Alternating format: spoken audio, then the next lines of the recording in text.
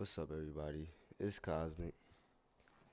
In today's video, we're going to talk about frames and how to use that to basically help your gameplay, how to apply frame data in your matches, weapon matchups, etc. etc. So, first thing is, there's going to be a link in the description talking about all the frame data for every weapon. You can check that out. So, what I want to talk about is advantage and disadvantage states.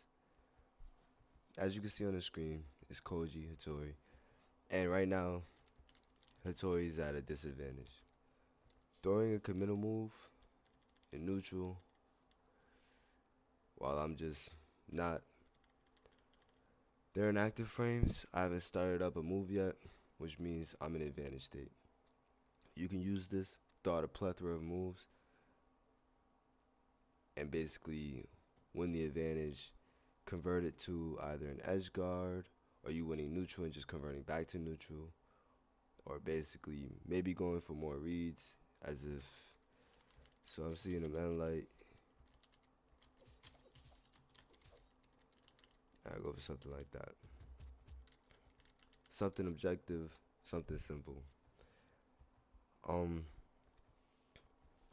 So how to really apply frame data, right? So let's change to blasters, right?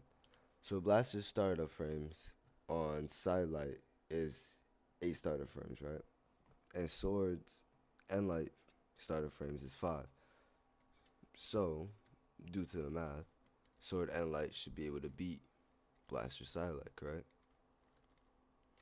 So we're going to test that out.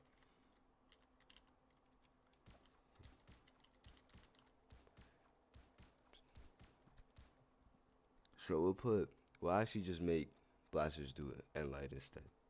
So blasters and light is 8 starter frames, and sword and light is 5 starter frames. So still with that math, sword and light should win, right? Off of just startup. So let's see.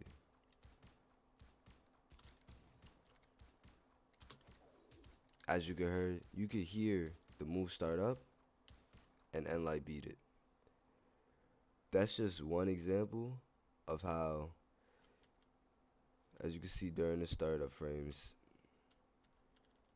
right here, this is where Diana starts the end light, and this is where Koji starts the end light. You can see which weapon wins due to startup frames. This is the biggest part of every matchup, is to know the frames on a weapon.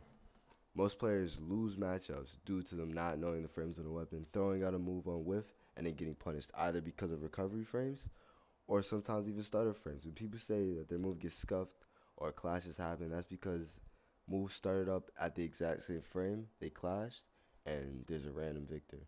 Now, unarmed doesn't win those, it used to in other patches. So now, how can you really use this within your gameplay, right? Well, objectively, you can obviously see end light beats end light on these two weapons. So if you see your opponent, or if you know your opponent is going to do a move and you can hear it, you can throw out a move to basically beat it.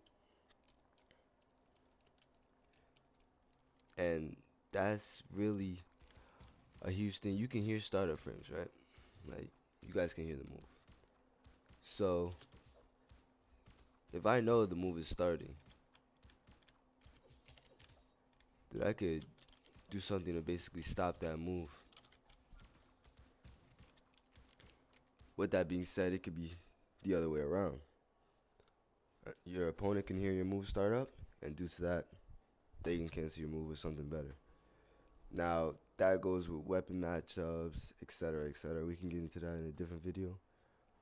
But that's basically what frame disadvantage and advantage is. And now I want to kind of talk about data crunching a little bit. So data crunching in Brawlhalla is not very simple to do.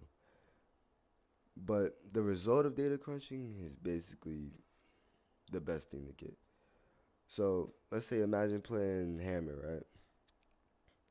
And you watch Lil Cap, I Throw, Pierre, Witty or Stingray play Hammer, right? You notice these players do certain things when interactions come up, right? So let's say someone's grounded and Little Cap D-lights. He's not going to do anything after the D-light, right? Due to knowing his opponent.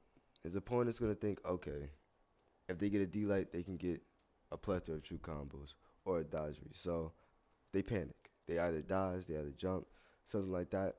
Little Cap sees that. He does D-light, does nothing. Does D-light again, does nothing. Does D-light, gets maybe 4 or 5 hits after that due to knowing how his opponent dodges the prior times. That's data crunching. Data crunching, the result is good. It's similar to conditioning. It basically is conditioning. But when you condition your opponent, you want them to do a certain move or dodge after something. So let's say I'm playing Spear, right? And I can set this up with the bot. And this is probably the most basic one that you can do.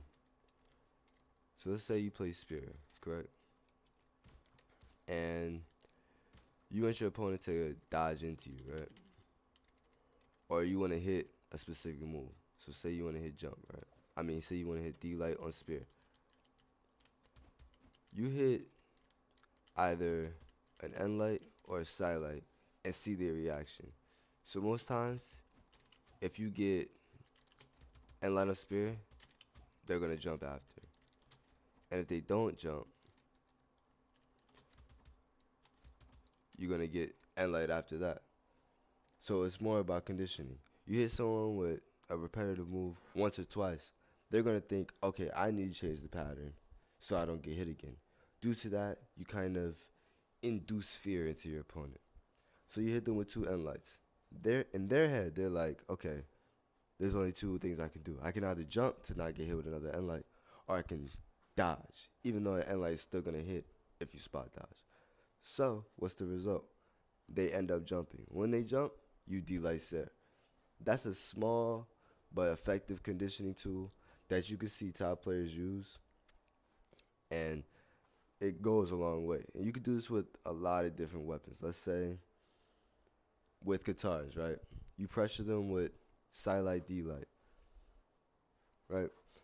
And for the most part, they're gonna dodge, or they dodging, let's say.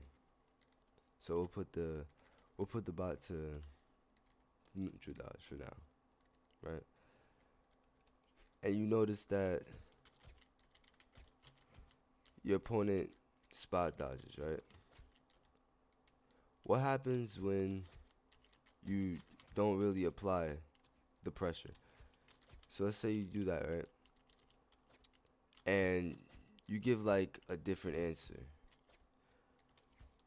So you do this to like N light, right? Now they think, okay, if I spot dodge, he's gonna go for N light every time. So if I spot dodge, I'm safe, correct? Then the next time they spot dodge, you've punished it already. That's a small little scapegoat that people use. They think, okay, so since this is working, he's not hitting me, I'm perfectly fine. Due to that, you counteract that action with doing something to read their dodge already. And the higher you go within ELO or tournaments, etc., the more people start switching up their dodges and trying to condition you back. And it's basically, you could say rock, paper, scissors, but I like to say it's basically like chess. Because chess has that rock, paper, scissors kind of agenda, but the better player is going to win. So, with that being said, I'm going to show a clip of similar to frame advantage and disadvantage. So in this clip, Wrenched is sparring Sandstorm, right? And Wrench goes for a D-light to cover if Sandstorm lands on the left, but then instantly turns around and end lights on the right because Sandstorm tries to cross him up. Due to that, that's what in other fighting games would call a frame trap. A move that you could throw out, or a sequence of moves that you can throw out that won't really be punished if someone's going for a mix up, or if someone's in a corner, or if someone's blocking, things like that. In Brawlhalla, you don't really have the blocking techs and lows, highs, and mids. So all you have is basically mix ups and dodges. With that, Ren successfully lands an end light, then to a side light due to this mix up or frame trap. Due to the frame trap, and Sandstorm gets punished for going for a mix up, trying to go for a cross up, and it fails.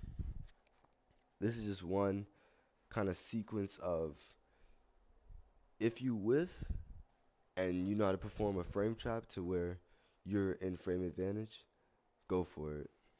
If you whiff and you have a huge recovery frame that will obviously get you punished, don't panic after you get punished, because the opponent's going to see that, do it again, do it again, and then after that, after about the third time, they've conditioned you to already dodge a certain way or react a certain way out of his stun, to where they'll punish it even harder than what they've been doing. So that's how to counteract conditioning and how to condition. There's more in the guides in the description. This is just a little piece. Let me know if you guys agree or disagree. If you guys disagree, please comment why you disagree, and we can elaborate on everything. Um, yeah, this is just a small little video to just kind of say what frame advantage and frame disadvantage is. I didn't really cover it in depth, but I definitely want to just put what I know out there. Hope you guys like it. Peace.